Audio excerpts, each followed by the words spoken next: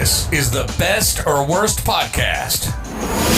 And now, here are your hosts, Koji Stephen Sakai and M. Martin Mapoma. Welcome. This is Koji. And this is Martin. And this is episode number 56 of the Best or Worst podcast. We're super excited to be here. Our society is so focused on celebrity, we sometimes forget that, quote, regular people lead interesting lives too. Best or worst moment of your life. Hosts, Koji, that's me, and Martin. That's me. Are here to let your story out. We put people on the spot. What are you going to hear? It could be funny. It could be poignant. It could be sad. You'll know when we know.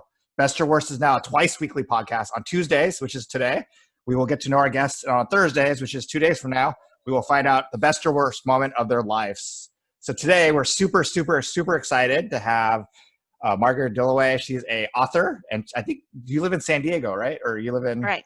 Okay, you live in San Diego. So we're super excited to have you here. Welcome. Thank you. Glad to be here. Awesome. Great to have you here. Great to have you. How's the pandemic treating you? Well, you know, I learned how to make sourdough. It's What is up with the sourdough bread in the pandemic? I've never understood how that all of a sudden became a thing. Well, it takes a lot of work. So my friend in Maryland, Laura Chauvin, who's another author, sent me some dried starter, and then you have to like feed it. And then when you're working with it, you have to feed it every day, and it's very persnickety. So it takes a lot of time. So this is the only time people have had time to do it. But I also gave up on it because I ran out of time anyway. Too persnickety? Yes. Have you been doing a lot of writing during this pandemic? Initially, I found it really difficult to be creative and productive like that. So I think my brain was sort of in survival mode for a while. I tried because I do have a book that's due soon, but yeah, it wasn't too great. But in the last month or so, I've been able to get back to writing. Awesome. Oh, but I did write a pilot with a group of people. Awesome. From the PAC Theater in LA. Wow.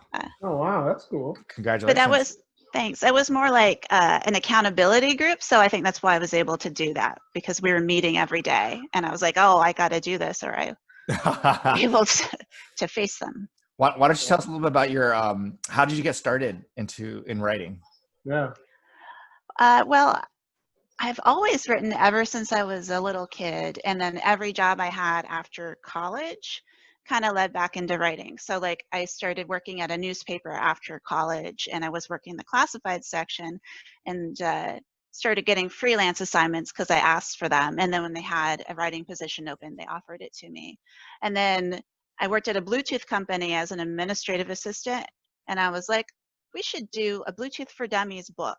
So I arranged that with the CTO, and then that was my first book contract, writing Wow. Bluetooth for Dummies, which never got published. It got canceled because Bluetooth wasn't as much of a thing as they thought. Wow, back in the was day. A big mistake. Jesus. I was just going to say, sorry, I'm going to cut you off, but that sounds like a great, I would have used that handbook in a second. Yeah, I guess they had published a different Bluetooth book and it didn't sell well. So they canceled it, but they let me keep the advance, which was Nice. good. Wow. And then after that, I was like, oh, I can actually write a whole book. And I've written a couple plays. Basically, whenever I tried to do something else, writing came easier. So like I tried to be an actress for a little while, but I would not get that many auditions or parts for a variety of reasons. But when I like wrote a play and submitted it to a festival, I would like get in. So I was like, oh, well, maybe I'm just more talented at writing. And I loved your book. I mean, I don't know if it was your first book, but How to Be an American Housewife. Was that your first novel? Yeah. It came out 10 years ago this month. Yeah, it was one of my favorite things. I remember reading it. I think I was at Janum. I was Janum at the time, and I remember really enjoying it and being like I get a lot of books sent, or back then I got a lot of books sent to me, and most of them were pretty, the same stuff over and over and over again. But this was really interesting and well written. Why don't you tell me a little bit about that book? I've got to read that book. Thanks. Well, it's based on the relationship I have with my mother, and I got the title from this book that she had called The American Way of Housekeeping. I couldn't actually remember the title, so I just thought it was called How to Be an American Housewife. But my mom passed away when I was 20, and in the book, the relationship is sort of like what I imagine my relationship with my mom might have been like if she had lived longer and we had like an adult relationship. The American Way of Housekeeping book was a book written half in Japanese and half in English that was published in occupied Japan. It was for the maids of American military officers. Oh, But wow. sometimes when American GIs marry Japanese women, they would buy them the book. So I found a copy on eBay, and it's actually addressed to somebody's wife as well. So that's why my mom had it, and I asked my dad about it, and he said, well, you know, she already knew how to do everything, so she didn't need it, but it had a good meatloaf recipe. So we kept it. Okay, now, wow.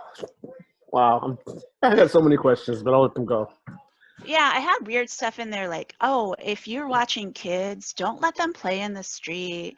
Don't let them play with knives and glass. Like Simple. what? Who doesn't know that? I know.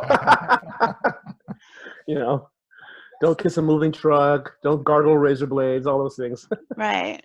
Wow, that's crazy. What kind of reception did you get to the book?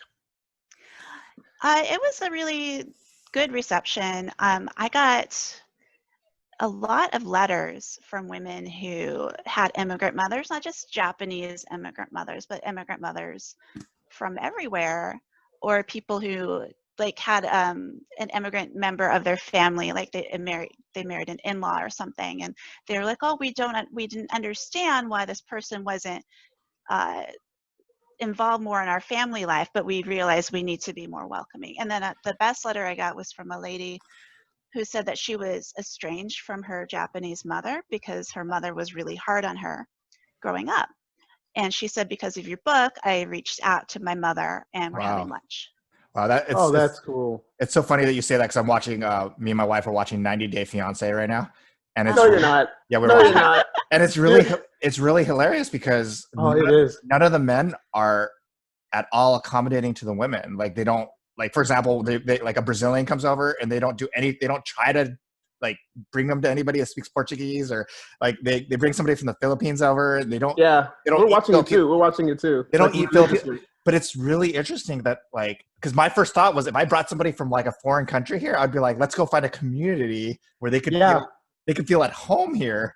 Right. Yeah, it's crazy. But those people are like, no, well, we're gonna go to a tailgating football party. You know, in Colombia, remember she had, and luckily, you know, she was like, her story was great because she was cute. Of course, the other guys were like, you know, they involved her, but she was much more outgoing. But there's one, like the one guy, the 50-year-old man who brought the 19-year-old Filipino girl over, and was just like insisting that she do everything the way he wanted her to. Yeah. And then he was like, I don't understand why my first wife, who was Filipino too, left me. And Michelle and I were like, oh yeah, we do. But it's just really interesting that kind of philosophy. I mean, I think it's very American, right? That idea, like you have to transform it. It's like the Americans who like get mad that people speak non-English here, and then they go to another country and they speak like louder English or something. Well, why don't you, Margaret? Why don't you tell us a little bit about being like? So you're hapa, right? Obviously. How's that been? I mean, in terms of being hapa, has that affected your writing or the way you look at kind of your characters and stuff like that? It's definitely affected my writing. Sometimes I'd want to make a main character hapa or Japanese, and then an editor might say, well, why does this person need to be hapa? I'm like, why does the default have to be white? Like, just because it's not a book about somebody struggling with race, does that mean the main character can't be a different race than white? What did they say to that? They were, actually, I'm talking about a specific agent that I'm no longer with, but she was like, yeah, you're right. Oh, okay. I guess so. But then that book didn't sell. But anyway, so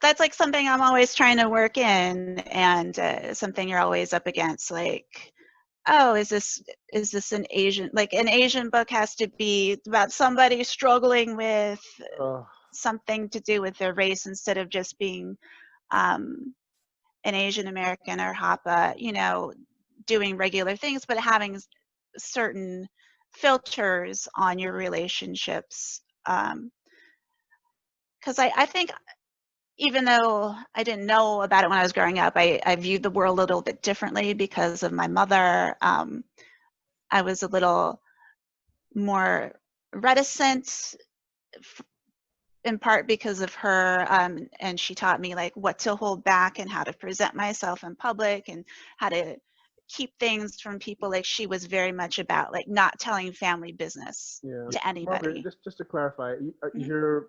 was your mother Japanese? Yes. Okay, I just wanted to make sure I wasn't. Yeah. She. Perfect. Yeah. My dad's white, and my mom was Japanese. Okay, I have a hapa son too. That's why. Oh, cool. Yeah. So yeah. Well, Koji has. Go ahead. Oh, I was just gonna say it's probably tough because my mom is an immigrant Japanese woman who came Mhm. here in the '60s. But she, I think I was just having this discussion in another podcast earlier in this about how like America, is such a speaker-based culture where it's like you have to be able to say, like, if you're in class, you speak up, and that's how you get recognized. But in a hero culture like in Japan, you never speak up at all unless it's like life or death or something super, super important. Even in like the Japanese language, there's like, you would never tell somebody get out of my way. You'd be like, well, it'd be really nice if you like were no longer standing middle of the walkway. But it's like, because it's much more hero, it's like you defer, you don't share, you don't touch. Right. Koji, was your dad born here and your mom was an immigrant? Your dad was born here. My dad's Sansei. Yeah, so technically I'm Yonsei. I'm fourth generation. But my mom is. You're Beyonce? You what? Yonsei. Okay, I'm kidding. It's fourth generation. Yeah. I was like, Beyonce, what? But what is the in terms of your mother, was she really traditionally Japanese, or was she kind of more of a modern? She was a little more modern. She was very independent when she was younger. Like she left home and went to work for the Americans, and she worked for them till she was 26. Wow. She put her brother through school, so she was on her own for like 9 years or something. I think she left home when she was 17. Wow. Okay. So she was independent in some ways, but very, very traditional in others. So she wanted to raise me to be a good housewife. She treated my brothers different. She was very hard on me, very critical.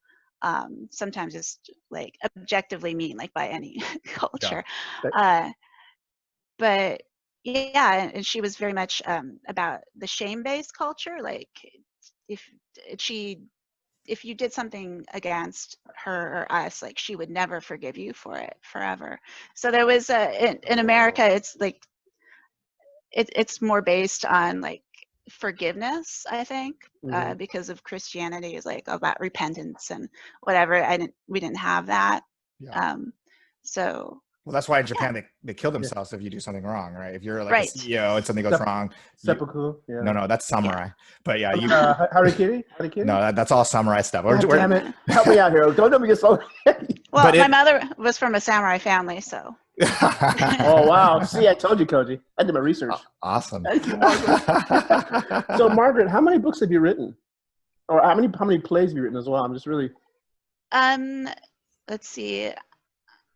I've written a couple plays that were in festivals a million years ago, and I've sold 10 books, and 8 are out now, and I have another.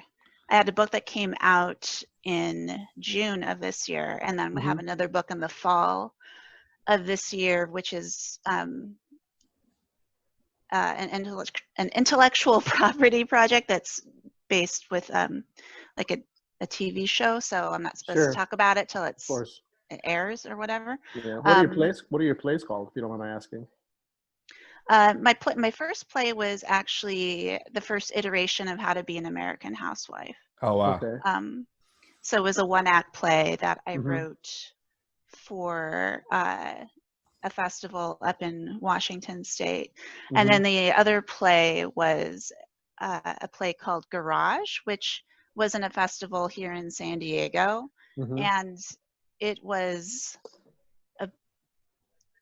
I used to date this guy who lived in OB, and in the back of his apartment, like when you looked at the window, there was an alley, and there was this guy who was always having a garage sale all the time, and he would just hang out there all day. talking to people who came by, selling things, drinking beer, smoking. And I just, it was kind of about him, because I was like, I wonder what his inner life is like. What is he doing? So I probably like made him have a much like wonderful life. Yeah. What's the OB? Ocean Beach. Okay. Sorry. I didn't know. We're the locals. It's a beach community. It's very much like, it's kind of like Venice, isn't it? Yeah, it's very hippie, like kind of grungy. Yeah, I know it. I'd never heard that moniker before. So, Margaret, in San Diego, and because San Diego is a very military city too, because it's a coast. Are you? I don't know if it's, and correct me if I'm wrong here, but is there a pretty large hapa community there, or is that? I have a few friends that live in yeah, there's an association that's had me talk at a couple of events. Yeah.